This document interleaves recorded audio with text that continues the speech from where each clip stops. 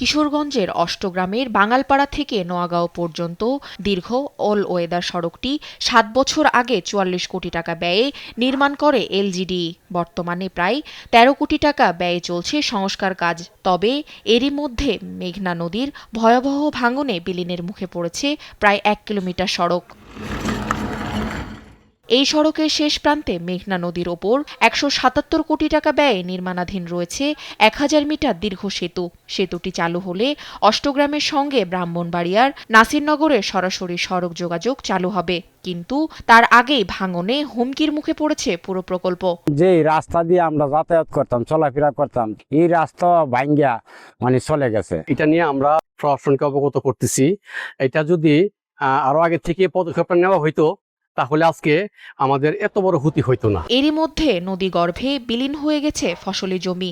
আতঙ্কে রয়েছে পাশের গ্রামের বাসিন্দারাও। তো ১৫-১৬০০ ক্ষেত জমি গেছে গা সর ফইরা, আমরা কি কায় ১,০০০ একর জমি গেছে গা, গ্রামবাসীর ঘরদুয়ার ভাঙে সম্পূর্ণ গেছে গা। স্থানীয়দের অভিযোগ, কয়েক বছর ধরেই নদীর গতিপথ পরিবর্তনের কারণে ভাঙন বাড়ছিল।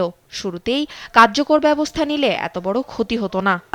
স্রোত, এই স্রোতে বিদ্যুতের খুঁটি নদীতে পড়ে গেছে। সরকার যদি এখনো সময় আছে, যদি আসে যদি রাস্তার পদক্ষেপ নেয়, এখনো রাস্তা টেকানো সম্ভব হবে। এলজিডির দাবি, নদী ভাঙন শুরুর পর থেকেই পানি উন্নয়ন বোর্ডকে একাধিকবার অভিহিত করা হলেও কার্যকর কোনো পদক্ষেপ নেওয়া হয়নি। বন্যায় এই নদীর গতিপথ পরিবর্তন হওয়াতে এই ভাঙনের সৃষ্টি হয়েছে। কিন্তু আমরা তো উপরে কাজ করি, আমাদের এলজিডি আর নদী শাসন ওইটাই তো ওরা দেখতে পারতো। এটা তো আমাদের তো এখানে কোনো ভূমিকা থাকে। নদী শাসন ওরা কোথায় ভাঙতেছে, কি হচ্ছে, এ তো ওদের সার্ভে করা দরকার না আগে। তবে পানি উন্নয়ন বোর্ড বলছে তারা এ বিষয়ে কোনো লিখিত মৌখিক তথ্য পায়নি।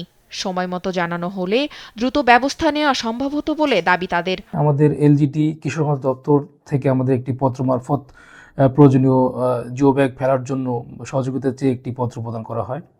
এ বিষয়ে আমি আমাদের পানি উন্নয়ন বোর্ড কর্তৃপক্ষকে অবহিত করেছি। স্থানীয়দের আশঙ্কা, দ্রুত জরুরি ব্যবস্থা না নিলে শুধু সড়ক নয়, সেতু প্রকল্প সহ পাশের গ্রামও মেঘনার গর্ভে হারিয়ে যেতে পারে।